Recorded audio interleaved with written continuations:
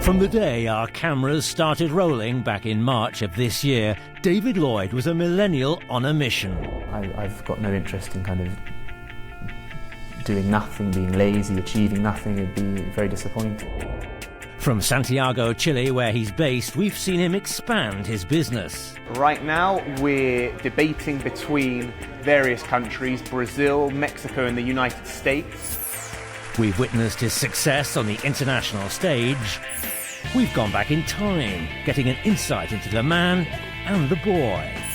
And throughout it all, we heard from him, a candid and humble millennial.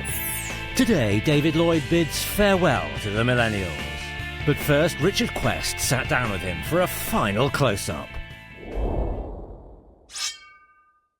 We've watched a lot of your story, your move to Santiago, the way in which you have set up the business.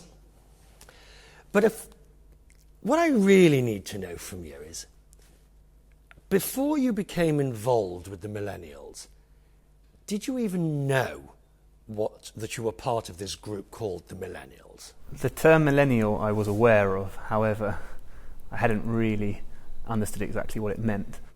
And what did you think? To be honest, when I read the description, I thought that the typical description of a millennial was potentially a bit of a prat in terms of very full of himself, very full of herself, and I mean, I think some of the attributes which are celebrated are very positive. Working hard, wanting to achieve, dedication, persistence. But I think when it slides into the arrogance, which quite often it does in the descriptions I've read, that's something I'd like to steer away from. Unlike most millennials who then go into the workplace and have to work within a structure and work their way up, you branched out, You went on your own, and you had to learn self-reliance, which is not a traditional millennial. Millennials believe they've got it, but frequently don't actually put that to the test. But you had to, didn't you? Yeah, I had to put it completely to the test, because if you go out on your own and start your own business, there's no safety net, there's no protection. And when did you realise that? After the first 2 days of starting, I realised that if I didn't do the work, no one else would. Why? Because I was the only person working. But more than that, isn't it? If you don't do it well... If you don't do it well, then it will be a complete failure. The plane lands in Santiago, you get off the plane, you get to your apartment, and you think, if I don't move this mountain, it ain't going to move. Exactly.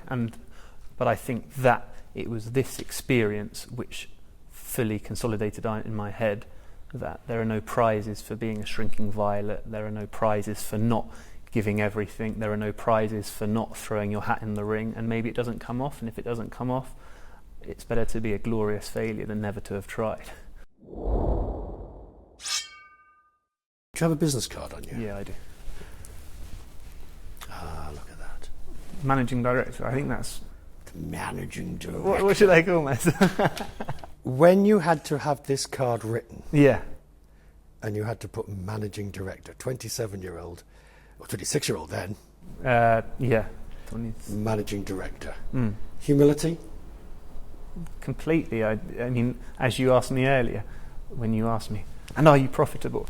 I mean, yes, we are, but the reality is we've got a long way to go until we're where we want to be. So there's no point in not being humble, because it'd be pretty absurd to be arrogant about being managing director of a 12-man organisation. It's better than being managing director of a one-man organisation. True, that's true. What is your goal?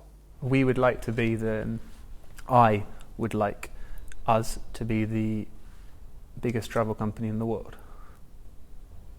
Student travel company in the world. Right. Yeah. Well, nothing like starting modestly. That's the modest aspirations. Modest aspirations. I think it's all right to have very ambitious aspirations, and then maybe you don't achieve them, but you still have achieved something great, and then have to be modest with it. Are you likeable? Am I likeable? I think I'm a likeable person. Is your generation likeable? In my generation, I see